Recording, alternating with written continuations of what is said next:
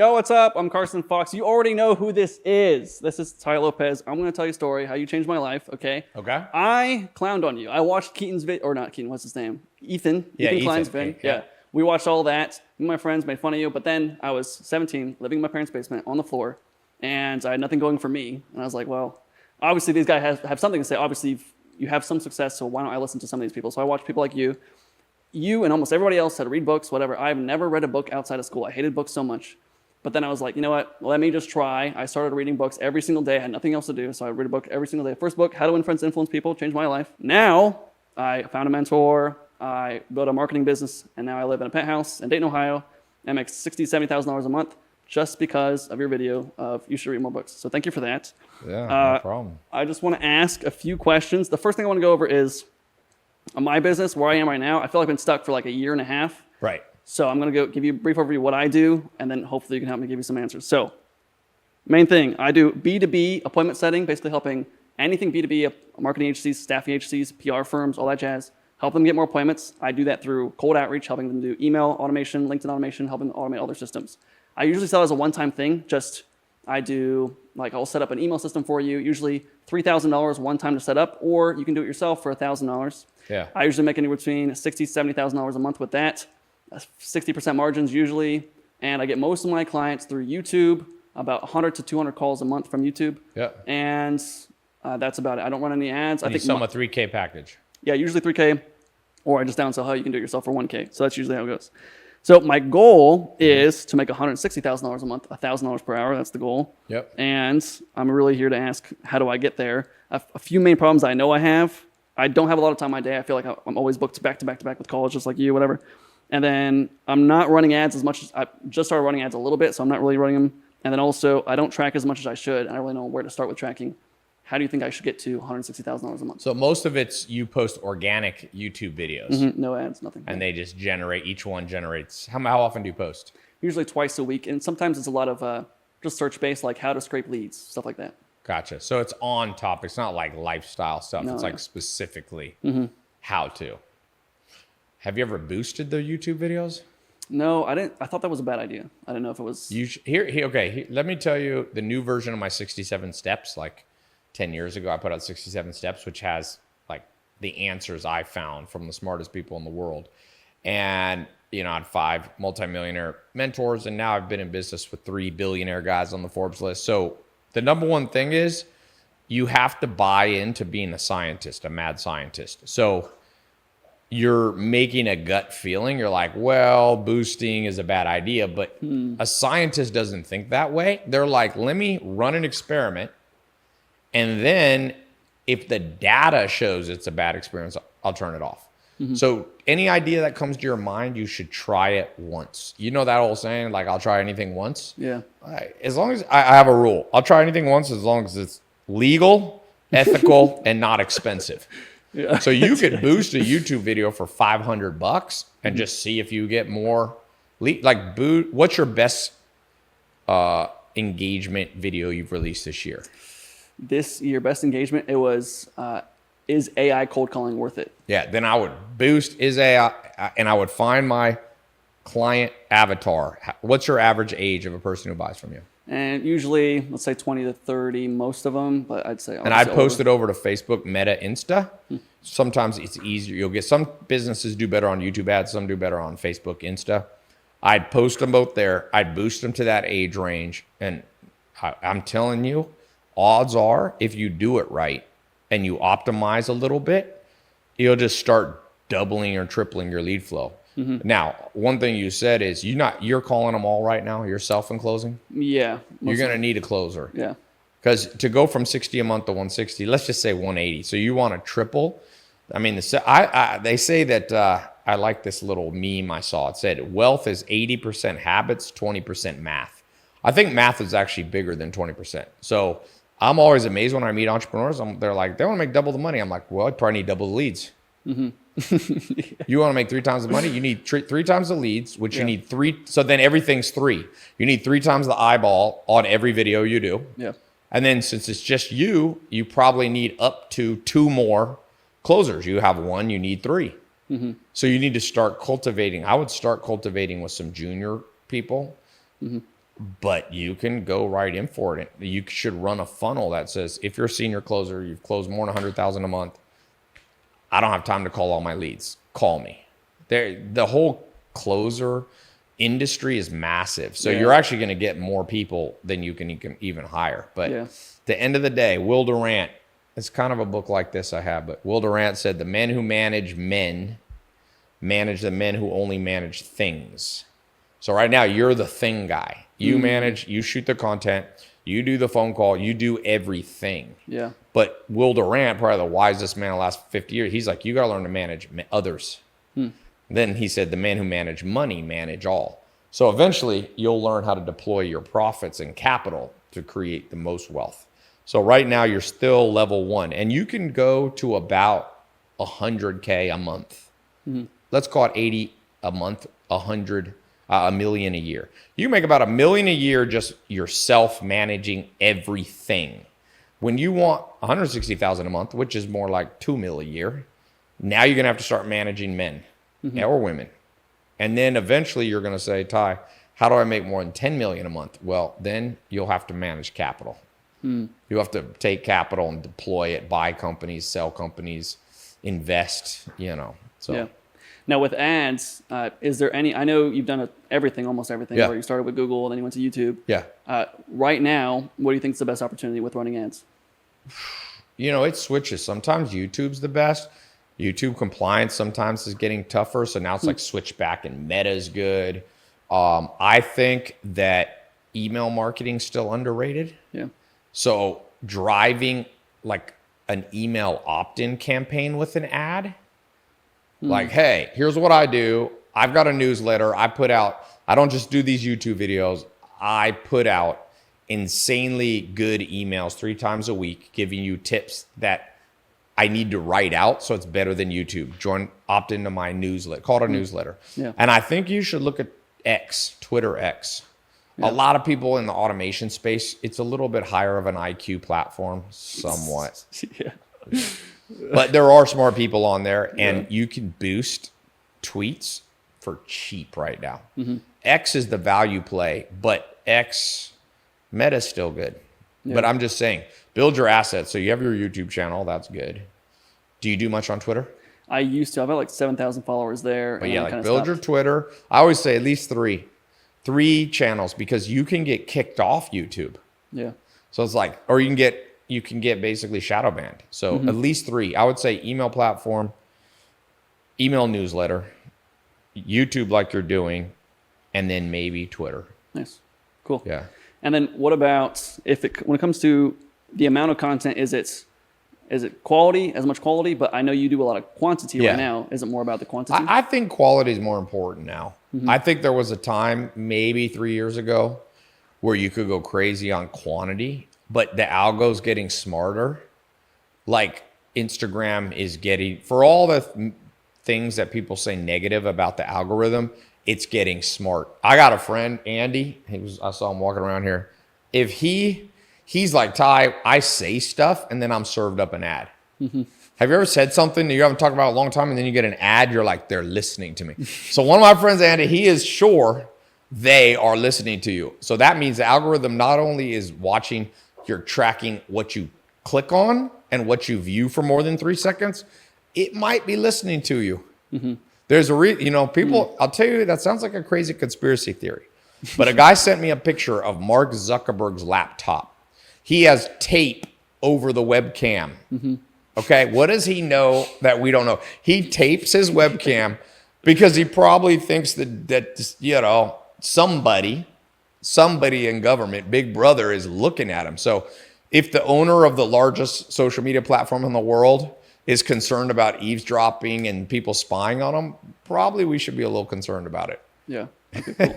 I'm going to put tape. If you could tape up your iPhone so that the speaker doesn't go when you don't want it to. Josh, they got soundproof tape. Just like, you want to know a little trick? You take an old pair of cord headsets, you plug them in and you snip them. And now it's blocking the receiver, but it doesn't have an input. So my point being is, yeah, they may be watching. Yeah. Okay, cool. All right. When you said in a couple of your videos that in LA you Yes. are an 8 or a 9 in terms of fame out of Yeah. 10, I didn't believe you. I was driving home in the Uber, and they're like, what was the party all about? Well, who was that, right? And I said, oh, it's Ty Lopez. Like, oh, I know Ty Lopez. The front desk person at the hotel said that they knew who you Yeah. were. Almost everyone here I've ever talked to knows who you are. Yeah. I watch a lot of like Gary Halbert or Dan Kennedy about Old becoming, school. becoming an icon or just self-aggrandizement. I don't care about becoming famous, but I do care about if that turns into more sales, I'd love to do that, right? So how do I become the icon that you've become? That's a great question. Well, first off, on a 1 to 10 of fame, I tell everybody be a 7 or an 8. Yeah. So are you more introverted growing up? Yeah, of course. Then try to become a 7. Okay. In LA, I'm probably a 9. But see, you got to remember, before social media was big, I was kind of famous in LA for throwing parties. I've been throwing stuff here since 09. I was on a TV show, Millionaire Matchmaker, in 06. So I people know me when the tour buses come by the house. They always find my house and stop. So if I want to feel famous, I go to LA. I'm well known, in most countries, everywhere I go, people will know me, but I'm not a 9, And I'm not an A-list, that's like 10. But for you to be a 7 is like a D-list actor. It's not that hard to be a D-list. So what you need to do is, first off, what's the pond that you want to be A-list? In certain ponds, like in a business conference, motivational speaker, I'm like an A-list. Like I went on tour, me, Gary V, Grant Cardone, in that niche, the speaking agents, like, Ty, there's only 3 people I can fill up a stadium. It's like you 3. And there's other people now. But what do you want to be A-list in? And then what are you okay with being D-list? Yeah, I just want to be the best in the world at B2B, or really just I'm the icon of marketing. I don't want to be Gary Halbert or Jay Abraham or Dan Kennedy. But marketing's too big now. Think so? Yeah. I'll tell you this. Confucius said, the man who chases 2 rabbits catches none. Yeah. When you're talking about marketing, it's like 8 rabbits. Are you saying the best lead gen guy? Are you saying the best credit card funnel? Or are you saying the best marketer like Mr. Beast, where he does all organic? One of my private mentor clients, I do coaching, like people pay me $100K to $1 million to coach. One of mine, he's in the 3rd year with me. He's like the best SEO guy in the world. I got another friend who just bought one of the biggest affiliate platforms. So he's like the king of affiliate marketing. I have a friend who's a king of physical product e-com marketing. So I think marketing has become so damn big. Like that is, if you want to do that, you're going to have to spend money on, you'll have to spend 50 mil on branding. So I would say, what do you want to be? Automation, like email automation, the king? Yeah, probably just cold outreach. I'm the best. Cold outreach. I'm already the best. That's ground you can control. Yeah. So what you have to start doing, believe it or not, you got to do some in-person stuff. The human brain still, like, if you get up on stage and there's 1,000 people and you post that to your social media, it still gets into the unconscious mind of people to go, oh, that person physically has other people physically looking at them. So if you look at people who become really famous, like athlete Ronaldo, I never met Ronaldo, but I've seen stadiums of people watching him. Yeah. And that reinforces remember, to build a brand, you have to focus on the unconscious mind. You can't consciously convince people. Like you were like, I said consciously, like, oh, I'm well known in LA. It wasn't until you saw other social proof that you're like, oh shit, So for you're going to have other people confirm. There's actually an old proverb. It says, let another man compliment you. So to build a big brand, there has to be people walking around this world. Somewhere in Ohio where you're from, 2 guys are like having lunch trying to talk about how to make money. And they're like, yeah, I'm going to do cold outreach. And they're like, have you watched this dude shit? And so once that, then now your 1 follower becomes 2. And then that guy tells other people. You can't just brand your way. You can't just come on and say, I'm the king, I mean, Andrew Tate does that a little bit, where he says he's top G or whatever.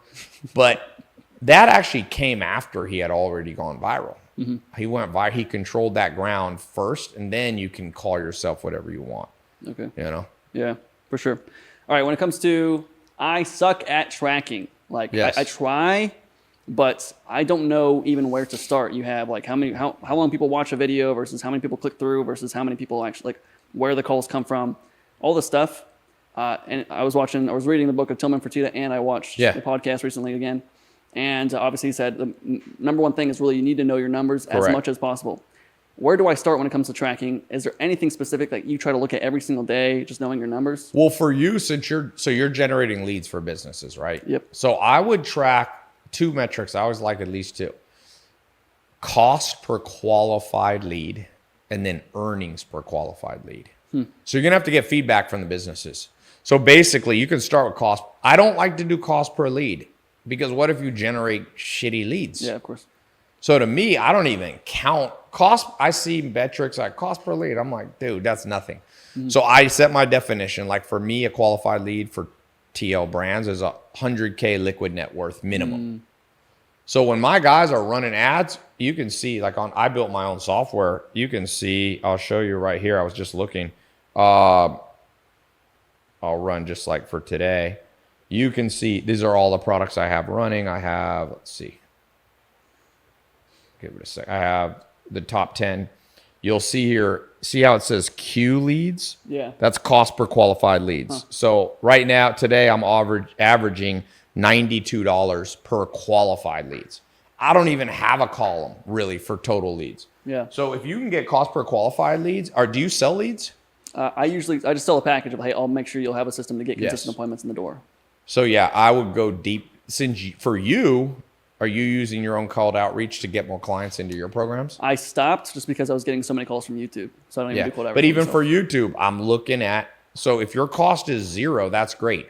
But then I'm going to go to the second one. What's my earning per qualified lead? So how many calls do you get a month booked? Usually 100? Like 100 to 200, yeah. Okay, so then how many of them are immediate? Do you disqualify before you get on the phone? Do you have a questionnaire? Yeah, a little bit, yeah. So out of the 100, how many are actually qualified? Half of them? Yeah, that's what I'm saying. I usually don't track, but I've just been tracking. So out of the last, I think 30, 40 calls I've had about maybe 35% close rates at $1,000 to $3,000. I'd say. Yeah, but how many were qualified? I'd say 80% of them were qualified. And so if you did 40 leads times 80% qualified, you got 30 qualified. How much money did you generate? How much money did I generate from that? I think maybe 40 to 50 grand from it. Okay, so then you're at about $1,500 earnings per qualified lead. Take out, if you called 40 people, but 10 were obviously, don't count them. Yeah. You can't sell somebody a $3,000 package that has $2 in their bank account. Yeah, of course. I mean, some people try to finance it or get it and put it on a credit card, but you know what I'm saying? So I think you need to go deep down the rabbit hole of how many qualified leads did I get this month? Divide that by, how much earnings did I get? Divide it by your qualified leads. Okay. Earning EPQL, earnings per qualified lead. And that's the main things that you track. For you, I think it's your most important metric. Okay. And what about personal? But once you start running ads, you're going to have to do cost per qualified lead. Yeah. So let's say it costs you. Let's say your earnings per qualified lead from ads is $1,500, but your cost for a qualified lead is $2,000. That means your ads ain't working. You're spending $2,000 to make $1,500. It's a great way to lose all your money. A lot of people that run ads don't track those 2 metrics. They go broke. Yeah. It's easy to do. With personal stuff, like, do you track? Because I've heard some people like, oh, if it doesn't get tracked, it doesn't get measured. Obviously, I tried tracking my time or obviously workouts and all that stuff. Is there anything in your personal life? Because I know you do a lot of tests too about health, wealth, but is there anything that you track daily on your personal side? Yeah. So I think when I want to do deep work, there's a good book called Deep Work by Cal Newport. I track Pomodoro style, 18-minute sprints. You can do 25-minute too, depending on your attention. In the modern world, we have low attention span. I set a time for 18 minutes and I just do one thing, like check all my emails. Then I do, when it beeps, I go to a 5-minute break. Then I do 18 minutes again, like check my Slacks, boom. Then let's say I want to record content. 18 minutes, I'm going to record, boom. Or I'm going to post on my Instagram story. So that 18-5 really is helpful, man. Because people nowadays, we're getting so distracted that if you ain't timing yourself, next thing you know, people are scrolling through the algorithm. Yeah. Spending average 8-year-old, I said, this is a crazy stat. I read it. Average 8-year-old in America spending 3 hours scrolling social media. Dang. Who the hell are parents letting 8-year-olds scroll for 3 hours? Sheesh. Yeah. Crazy. And you always spit out these facts, and obviously I hear some facts too. But like, do you actively just let me read like 10 facts today? Yeah, 10 I read statistics? a lot of books. I like what Warren Buffett says. He's like, man, I read everything. He's like, when I'm on an airplane, I read the back of the airplane. I'm like, yeah, and I use ChatGPT. I bet you I'm in the 1 millionth, the 1 percentile of using ChatGPT. Yes. I'm here on a podcast. I just read somewhere, find the article where it says that the average kid who's 8 or 9 in America spending up to 3 hours scrolling on their phone. Put the link. Dude, I put ChatGPT. I pay the premium ChatGPT for $20. They're losing money on me. I use $10,000 worth of bandwidth for them. You got to tell it sometimes. Yeah. I told it, browse for it, damn it. They try to conserve money at ChatGPT, so they don't want to browse. Yeah, here you go. On average, 3 to 4 hours daily on their phone, with Gen Z clocking 6 hours a day. I was actually under-exaggerating. Dang. The screen time can add up, with some individuals spending over 17 years of their life on the phone. And then you can see this articles. They got all the article, harmonyhit.com, reviews.org, brain feed addiction. It's crazy. I don't even know what's going to happen 20 years from now. It's like people... Well, I'll tell you one thing. Nobody's reading books anymore. I was on an airplane. I was headed from America to... I live in Sweden and Denmark. I headed to Denmark. I was on a plane. It's a huge plane. I'm like, you could go in the economy, premium economy, first class lie flats. I was the only person with a book. And in some of those big planes, I don't know what they hold, 500 people. Yep. I looked, it's like nothing. Not even magazines anymore. There used to be magazines. There's either people sleeping, playing some stupid game on their phone, scrolling, or watching a movie. Yeah. But you know what? For all you want to make money, if it wasn't for the laziness of other people, how could you get rich? Yeah. The wealth is a relative game. If everybody's on the top of their game, then the barometer, then it rises. You got to get this good. So I love it, man. I mean, I don't love it. A part of me feels bad for humanity. I just read a book on the fall of the Roman Empire, and one of the it's actually a book on the falls of every single civilization. So like the Greek, Greece was a big empire before the Roman Empire, and it went through. It's a book called Collapse by Jared Diamond. But I was reading another book on that, and it sounded like America. It was saying that, like, the rotten. I think it wasn't Julius Caesar, but one of the ancient Romans said, nobody's reading anymore. Yeah. Nobody's paying attention anymore. People are out. It said people are driving their chariots too fast through the streets. It's reminding me of here in Beverly Hills, when people go by. It's like the end of a civilization. People are just entertaining themselves. Yeah. But don't you think that just happens like they say kids these days, and that happens every generation? No. Because I'll put it this way. Some things is just old people saying, these generation, they're listening to loud music. That's true. But civilizations do fall. Yeah. And before, the Roman Empire was the dominant force. The Mayan Empire was a dominant force. I just read a book on Cortez and the Aztec Empire. Mm-hmm. There's none left. So it's not like when the Aztec old people were like, you know what? We're about to fall as an empire. And kids were like, well, every old person, you're just an old fuddy-duddy. Well, the final dude who said that turned out to be right. When's the last time you met somebody who's like, where'd you grow up? Oh, yeah, I grew up in an Aztec Empire. Aztecs have been gone for over 500 years. Yeah. The Russian Empire disappeared in 1917. The Habsburg Empire, which was Austria-Hungary, that was from around the 1600s. Also died in 1918 or during World War I. Big empires disappear. Look at Russia.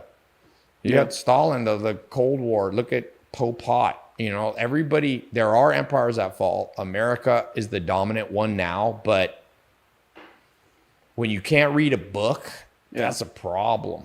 How long do you think America's got? Because there's like all the inflation stuff, 2033, I think the Social Security goes insolvent, something like that. Yeah, I'll tell you this, any specific fact people are worried about usually will be fixed.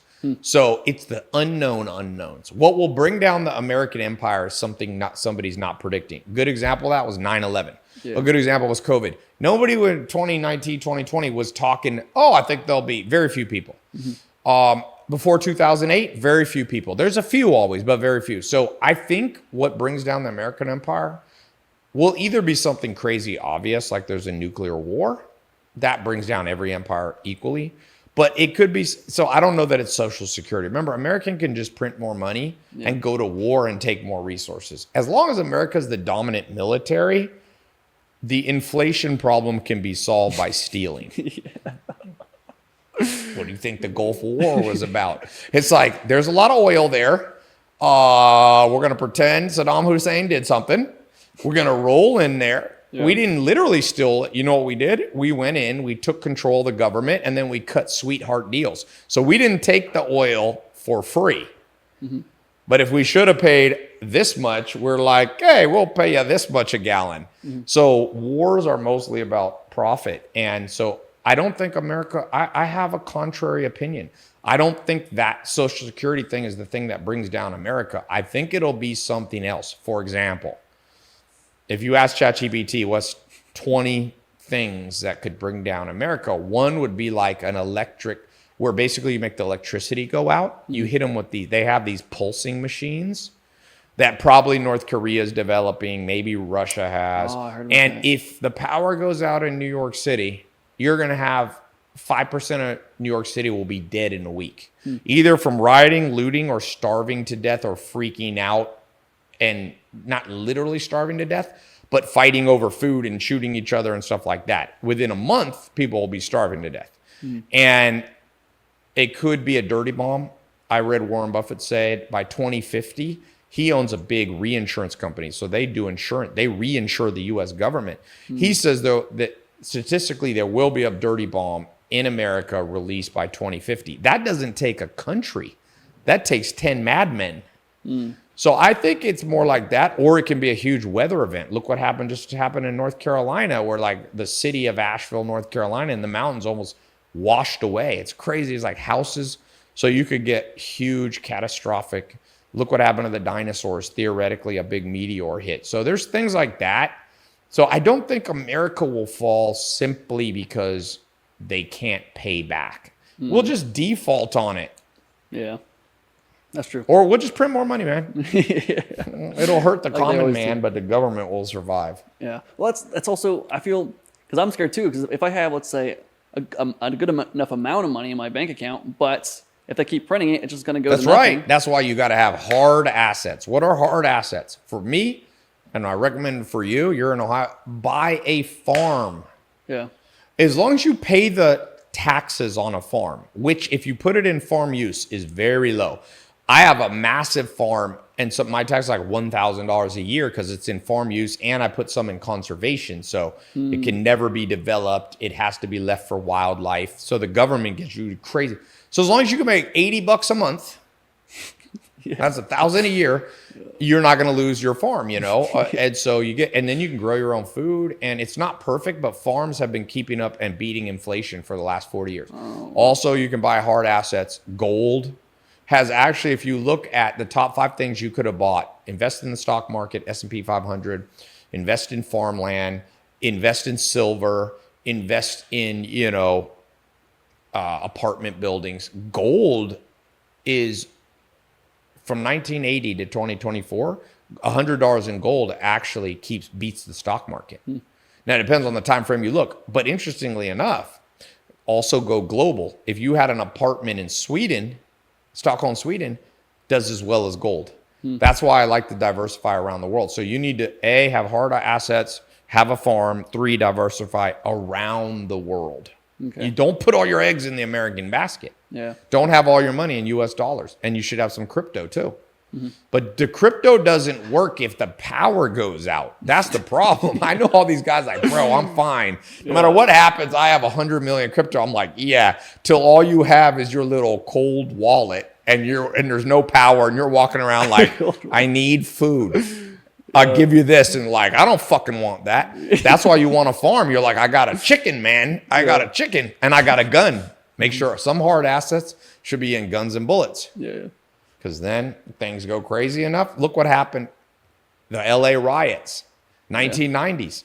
Watts went crazy. All the Korean Store owners have their whole net worth of their life in they own that inventory. If you own a big liquor store, you might have $500,000 in inventory in there, and people are coming in riots, but not with the Koreans because they were sitting at the top blowing motherfuckers away. They're like, you just need a sign that says I'm Korean, and everybody in Watts was like, don't rob that place. There's probably a dude sitting up there with a 30-06 World War II rifle going to blow me off the planet. So, yeah, you need to be diversified. Look, I'm an optimist. Yeah. I'm betting that the world does okay overall. And I live my life like 60% optimistic. Yeah. But 30% of my life is a little bit, I call it the 60-30-10 rule. So 60% of my life is like, I live in a city, part of my life in a big city like LA. If I was totally pessimistic, I'd live in a bunker in New Zealand.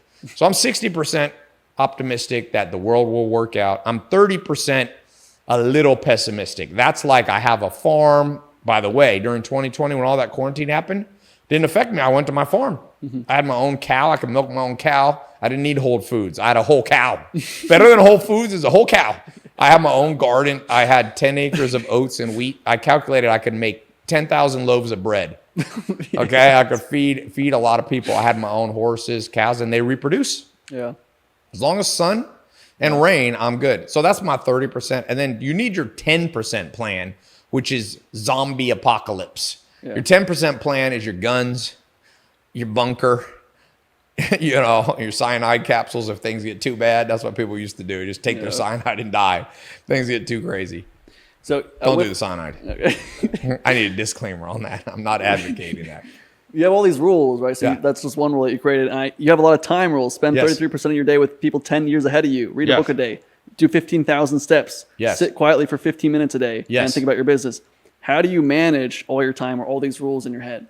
Yeah, I call it, those are my frameworks. The 67 steps was 67 frameworks. I'm almost launching my new 67 steps. It's the new improved version from 10 years ago. So I basically keep 67 rules in my life that apply. Some apply to health, some apply to dating, some apply to love, some apply to negotiation, some apply to wealth creation, some apply to investing.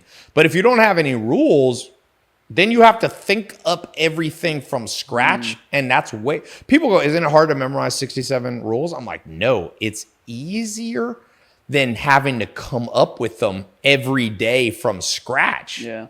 Like memorizing is not that hard. You know the sad thing about the world? If I name 67 names of unimportant in your life people, humans have them memorized. Most people can tell me 5 musicians. They can name 2 Kardashians. They can name Brad Pitt. They can name Disneyland, 5 logos, Apple, Coca-Cola. None of those things matter, but we've memorized them. Mm-hmm.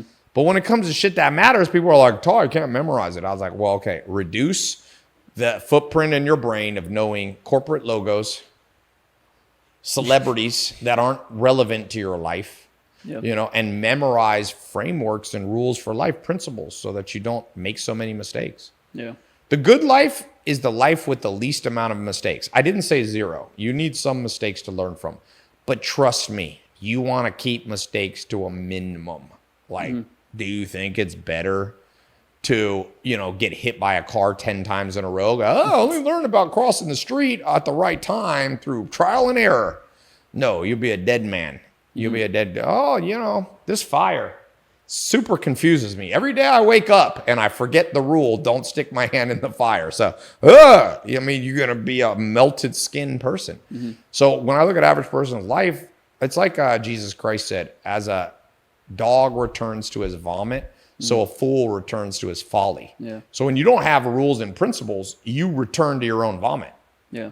And so I make mistakes, but I make a rule. It's like, rule locked in. Never again.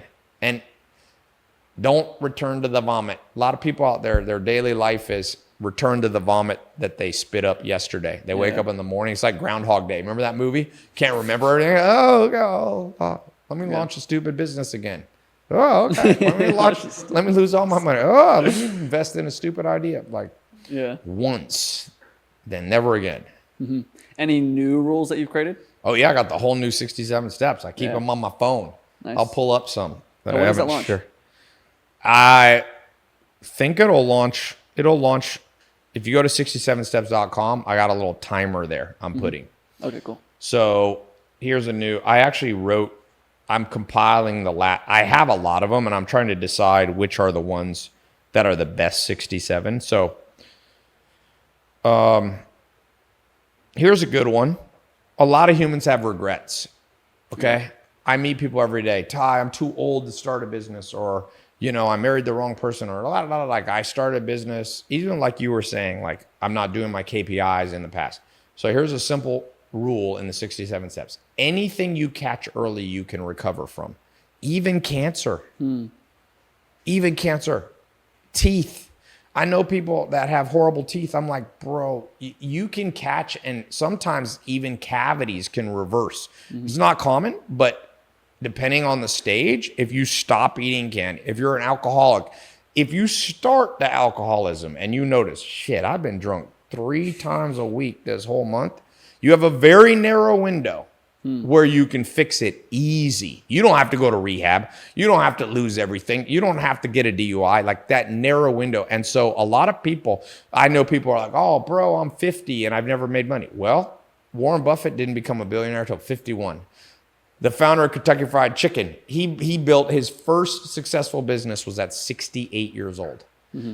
And so if you catch yourself and stop saying, oh, it's too late, I'm too far in, if you dating the wrong person, some people go, oh, I've been dating him for a year. Okay, the window's still open. Run for thy life. Yeah. I need a 67 steps. Run for thy life. You with the wrong person, I know it's hard because sometimes we don't like to be alone. Yeah. You got a business partner, you got a girlfriend, boyfriend, but the correct framework is you better run. You better run because when you notice it. Yeah, because if you try to break up slowly, you'll go back to them. You'll go back to them. So you have to run. Sometimes I've met people. I know a dude dating this toxic girl. He said, what's the simple rule to breaking up with her and not going back to toxic relationship? I said, move to South Africa. He's like, but I live in LA. I said, I know. That's far. About the longest flight you can do from LA is Australia or South Africa. Yeah. And I said, if you go there in a moment of weakness, you're not going to fly back 17 hours to get to but if you move, they were living together and then they moved apart. I'm like, no, you're going to go back to her.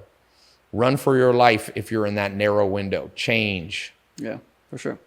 Okay, this is a big one. Yeah. I have a lot of friends and family, they have ambitions, or, I got to where I am, right? And these are all people I grew up with, but they didn't get to where they wanted, right? They had goals. And so I think about, we weren't much different. How come I was able to get here, but they didn't? Maybe, obviously, I chose different influences. I listened to you, but I just don't understand, like, sometimes they say they want to do something, but then they don't take any action, or they don't even try. So why was I able to get here, but they don't even take the next step? Procrastination is the killer of hopes and dreams. On a scale of 1 to 10, you procrastinated less than them. It's super simple. You can even have procrastination and win. It's kind of like that guy who said, when I'm swimming in the ocean, deep, far, and shark-infested waters, I always bring a friend. Why? Well, I don't have to swim fast. I just bring a slow-swimming friend and swim faster than him. The shark takes their time eating him. That's how money is. You don't have to be perfect. You don't have to be perfect at not procrastinating. You just need to take the group of competitor people. If you're a 5 of procrastination and they're a 9, you win. Yeah, just like what you said. The shark eats them. Yeah, that's so yeah. So it's a relative scale. You won on a relative scale. Now you want to make more money. Now you're competing with sharper people. You're making $60,000 a month. That's good. But if you wanted to make $60 million a year, now you're competing with a higher skill set person. So you just continual improvement. If you can improve, they say, I don't know that the math is quite right, but they say if you can improve 1% a day, you'll win. That's not 1% a day is a big number. Yeah. Watch this. What do you think 1% a day improve? Whenever I see people say that, I go, no, it's probably like if you improve 1% a month. Yeah. If you improve your skills at 1% a month, how ridiculous of a number does that get over, well, how long? Let's just think of skills as $1. If I grow $1 by 1% a day, how long till I have more money than there are molecules on Earth? Funny, people aren't good at math. Get good at math too, a little bit. Yeah. People, I see that, but I do agree. Probably if you get 1% better a month is all you have to do. Yeah. 1% a month. That's more realistic. You're like, okay, I kind of procrastinate. So there you go. It would only take, if you grow $1 by 1% a day, in 31 years, you have more money than there are molecules on Earth. So it's not a realistic. All y'all stop it with your motivational bullshit that you need to improve 1% a day. You ain't gonna, but more realistic, what about 1% a month? See, 1% a month is more attainable. So now, you know how you said to me, oh, Ty, I'm not good at tracking my numbers. Do you think you could get 1% better a month? Probably all you need. Yeah. Probably, remember, it's a compound effect. Yeah. So now it's more realistic. Yeah. More 1% a month is only it take 964 years to have more money than there are molecules in Earth. So you can only improve yourself so much. Like if you go play basketball, you're not going to improve 1% a day, or you'll be better than Michael Jordan in 2 months. You'll be better than LeBron James in 4 months. So realistic is continual, realistic improvement. And you probably did that. And that group of people, they probably, you know what happens to a lot of people? They improve. They get like motivated. They watch some movie or something. They drink a lot of fucking Red Bull. They get all hyped up. Yeah. They shoot forward, improve a lot in 3 months. Then they relapse. And then they go forward and so they're going 2 steps forward, 3 steps back, 2 steps forward, 3 steps back. I see that so often. Yeah. I think the best, whether you like Trump or don't like Trump, I'm not that political, but the best video out about Trump is he said, I've seen many people that if they just would have not given up, they would have won. And there's an ancient Chinese proverb, the temptation to give up is greatest right before you're about to succeed. So another difference between you and them is they probably have a lot of friends like the story of the rabbit and the turtle. Yeah. The tortoise and the hare. Yeah. And the rabbit starts out real fast and then kind of burns out. And the tortoise, just like 1% a month improvement, and eventually wins. You're probably more like the tortoise. And they were probably, I bet you have some friends that shot forward, got motivated, and then relapsed all the time. Yeah, for sure. What about those who, like, sometimes do I help people that don't even try? Like someone that knows that they need to lose weight, but they don't take any action towards it. Do I just let them fail? As the proverb says, woe to the man who tries to teach someone before they're ready to learn. So you want to have a good life or you want to have a bad life? When somebody says, woe to the man, that means don't do that. Woe to the man who tries to teach someone before they're ready to learn. So no. Or Joel Salatin, my farmer mentor, used to say, I don't mind carrying a man, but I don't want him to drag his feet. So if you start saying, hey, I lost a lot of weight, I'll show you how I did it. And he's like, oh, okay. And you like figuratively put him over your back and he's dragging his feet and making it hard. You know what you do? You got to throw that man off. That man needs more pain. Man needs more pain. Yeah. What about because you talk about hiring family members, and I always heard you shouldn't do that, but you said that's a really good idea. Selectively. Okay. Yeah. So family members can go real good or real bad. Yeah. So I say, look at your family. Look, everybody has 8 great grandparents, 4 grandparents. Odds are you have between uncles and cousins 20 people in your living family. Let's say 10 of them are too old or too young. So you got 10 people.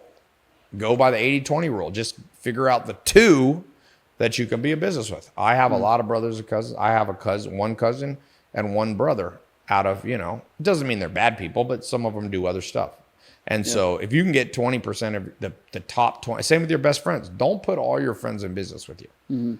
80-20 it. If you got 15 friends, no more than 3 of them, no more than 20% of that group will be a good friend to be in business with.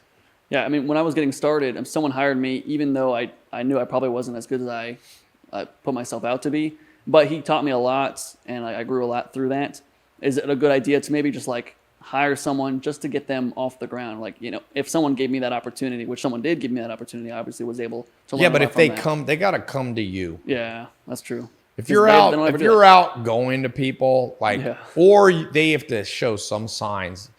that it's their idea. You can't, it's hard, man. It's like one of my brothers, sadly, has been a heroin addict for many years. You can't just meet them. Let's say on Monday, I decide I don't want him to be a heroin addict. It's not so simple to just show up and go, well, today's the day you stop. Things have to happen in their brain. A lot of times humans aren't ready to change till there's extreme pain. Yeah. Something crazy painful has to happen. And then they go, now I'm ready. Yeah. You know? For sure. All right. Last things. Yeah. You said that was a really good purchase. Yes. Best purchases you've ever made. Right. I would say when you make your first 10 grand, buy a treadmill desk. Yeah. Because then, sitting destroys you. This is about the only sitting I did today for this podcast. Nice. When you make your first 50 grand, you buy a $5,000 massage chair.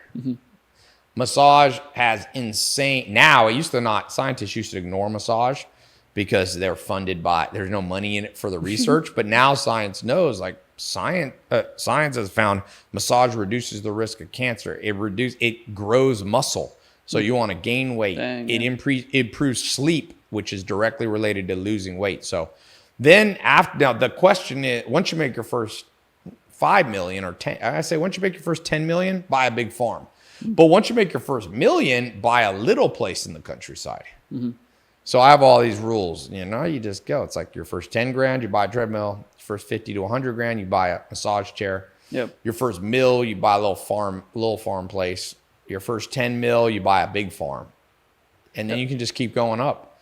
But the average person, you don't need much more than that, believe it or not. You need a treadmill desk. Of course, you need a laptop, but I'm assuming everybody knows that. Yeah. And you need to feel good. That's why you need a massage chair. That chair, I sit in it 2 cycles of 20 minutes a day. Take calls on it. The rest of the time, I'm on my treadmill desk, or you can go outside. But it's the problem with not having a treadmill desk is sometimes you need a damn laptop. Yeah. But you have those rules. Yes. But specifically you, what's the best purchase? Best purchase I ever made. Whew, like maybe it could have been a business that went up in value a lot, or the farm or whatever. No. In 2001, I bought a course by Corey Rudel. With the upsells, it was $300. And there was no YouTube video video lessons. So it wasn't a video course. It came in a 3-ring binder in FedEx. And I was still living in a mobile home, sleeping on a couch. And in there, it was like, you have to catch trends early. The newest trend is Google ads. And I was like, because I didn't have the money to do the Google ads. But the guy I was working for, Mike Steinbach, I'm like, can you spend $100 on these ads? And I started getting 20-cent clicks, which is crazy. Now it's $20 clicks. And I got in early in that course. That's the only thing I remember from that course. Yeah. And then I bought a course from Carlton Sheets, which people said his real estate course was a scam. I bought my first real estate investment property in 04 and 05 in Raleigh, North Carolina. So I was like, oh, real estate's not as hard as I thought. So those simple courses, a lot of people say courses are scams because a lot of people are stupid. Yeah, they're pessimistic. I'm like, how can a course, look, by its very nature, a course would be neutral, right? It's like a university. A university by its nature is neutral. Now, if they charge you $400,000 to get a poetry degree, that errs more on the side of scam. Okay? So there's universities that have non-scam programs, like you become a medical doctor. Okay. But they also, you can get an English. I had a friend, I said, because Ty, I'm in $80,000 in college debt. It's weighing me down. I got to make these payments. You can't even get rid of it with bankruptcy. I said, well, what's your degree in? Why don't you use it? He said, English. Yeah. I said, wait a second. I got to stop you for a second. I said, where were you born? LA. I said, what's your first language? English. I said, let me get this straight. Somebody convinced you to pay 80 grand of debt plus interest to learn the language you already know. Now, some people say, no, but that's not what an English degree is. Yeah, okay. You're part of the scam. People try to argue about, no, an English degree is how you become a writer and you learn grammar. What? Did Hemingway have an English degree? No. Come on now. Yeah. So a course by its very nature can be the biggest game changer. And people say, you just say that because you sell courses. I say, no, I sell courses because it changed my life. You have it backwards. That's like a person, that's like a person who tells people to do fasted cardio. And they go, oh, you're selling a fasted cardio course. No. Fasted cardio helped me lose 50 pounds. Then I was like, I'm going to share it with the world and its value. So there's never need to apologize to give value for money. Mm-hmm. The only people who should be apologizing for charging is McDonald's.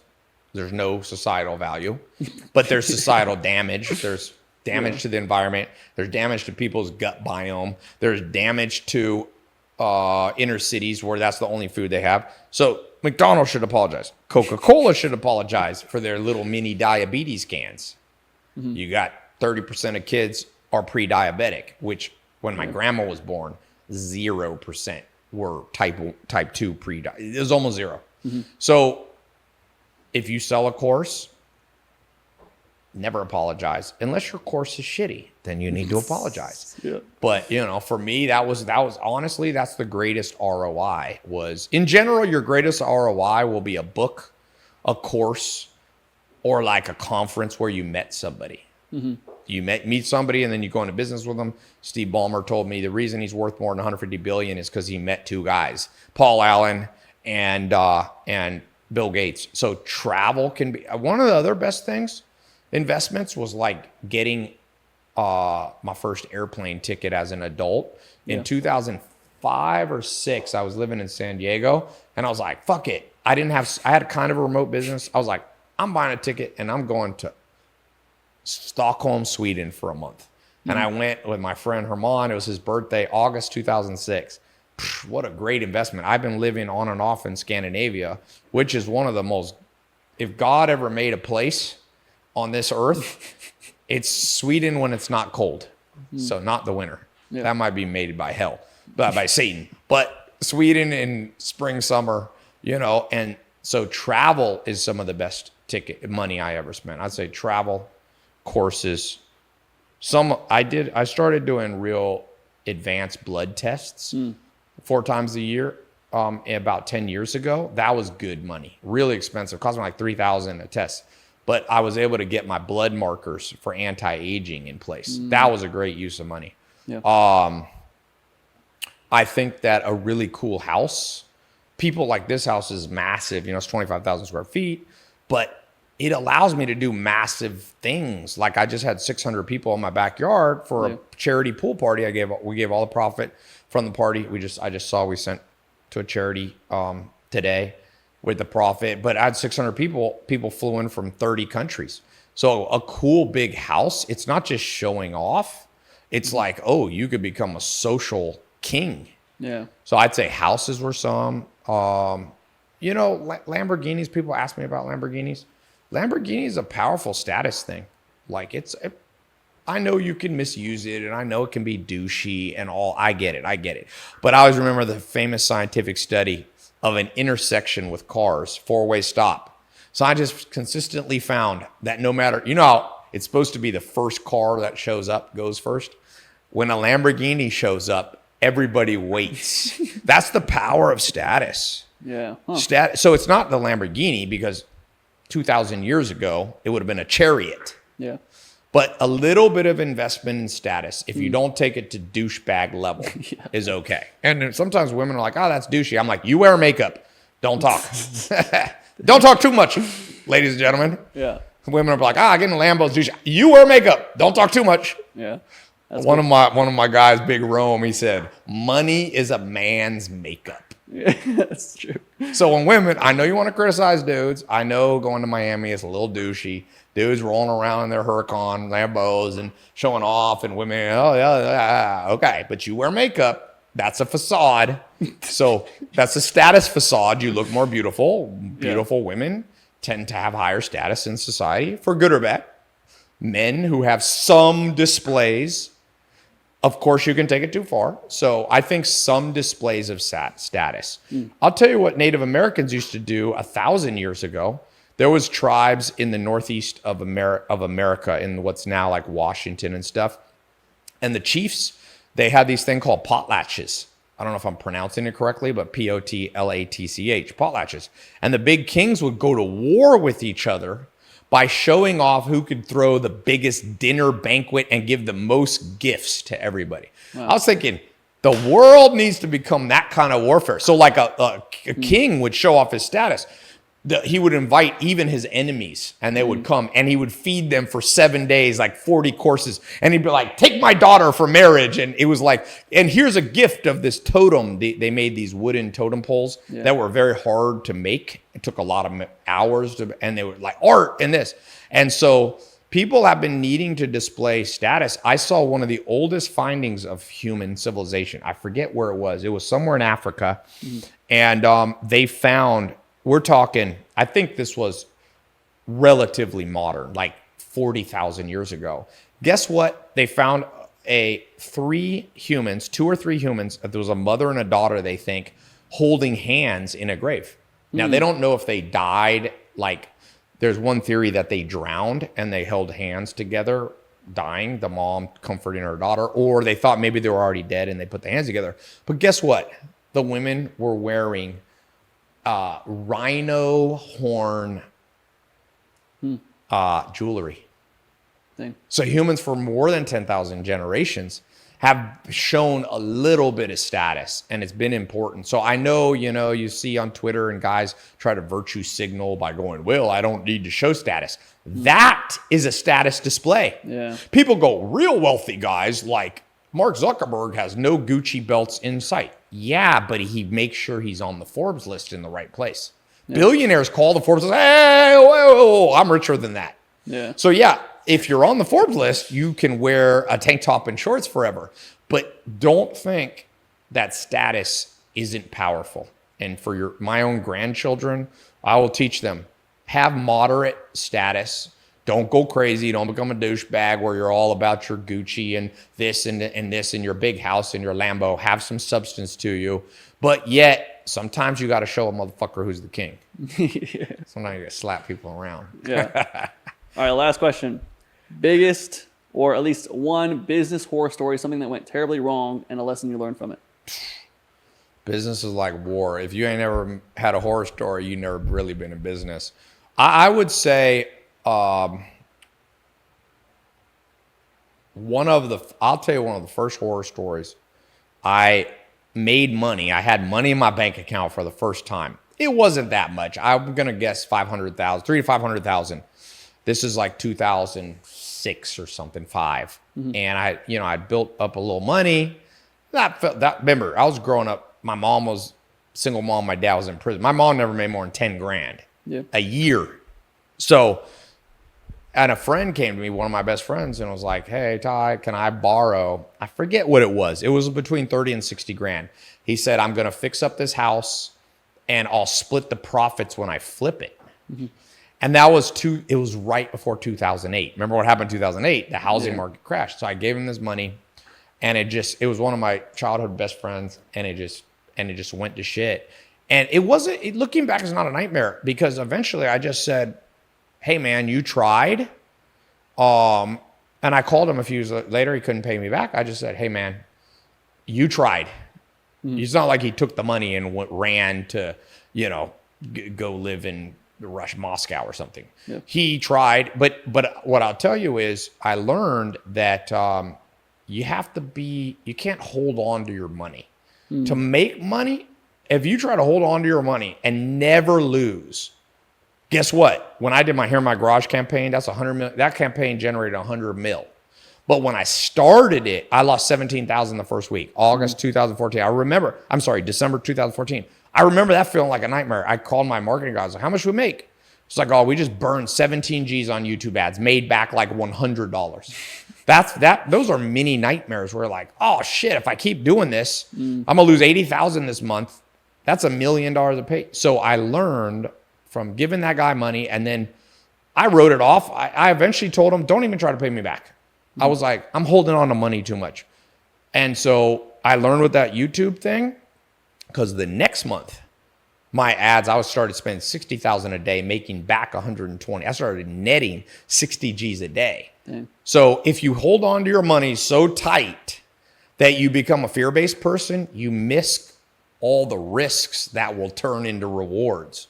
So I think when I think of my horror stories and other people's, I start going, wait, was this really a horror story? Or was this a blessing in disguise? I heard someone say, never underestimate the worse luck that your bad luck kept you from falling into. You know, I had a friend, I told you this friend, broke up with this toxic girl. Oh, bad luck. I spent 7 years with her. It's the worst luck ever. Yeah, well, that woman ended up becoming clinically insane in an insane asylum in San Diego. So I said, the bad luck that got you breaking up kept you from the worst luck. Yeah. So a lot of the nightmares, when you dissect people's nightmares, I'm like, wait, didn't this nightmare bring you the dream? You know, so we're too dramatic. Humans are too dramatic. Second time I met Elon Musk, he was like, oh yeah, I made 130 million exiting PayPal, and I put it all into Tesla and SpaceX. And at one point, my rent was due in Malibu, and for my Porsche, it was $2,000, and I had to borrow it from a friend. So you could look at that. Oh, he had 130 million. He's down to zero, less than zero, negative. Was that a nightmare, or did it make him innovative, scrappy, and creative to turn Tesla and SpaceX has now made him the richest man in history? So that's why I said a lot of these, when people ask me nightmare stories, I'm like, do you mean the real nightmare? The real nightmare stories are like somebody, like my best friend Zach got cancer and died. That was a nightmare with no upside. Yeah. So like I tell people, don't be too dramatic, because most of your nightmares actually are good lessons. And sickness and, you know, accidental death and things like that, that's the real nightmares. Yeah, for sure. Yeah. Well, thank you so much. Thank you. Where can people find you? Is there anything you're doing recently or what? Yeah, go to tylopez.com. I always have like a banner with all the new stuff I'm doing events at the house here. I've got a mastermind. I've got charity parties. I got the new 67steps.com you can go to. Just the number 67steps.com. Or DM me on Instagram. DM me, what should be the keyword from this podcast? Fox or cheese. Cheese. He likes cheese. I actually like cheese too. I like cheese more than alcohol. You say wine and cheese, I'm like, bro, just bring me the cheese. Wine's overrated. All right. Awesome, man.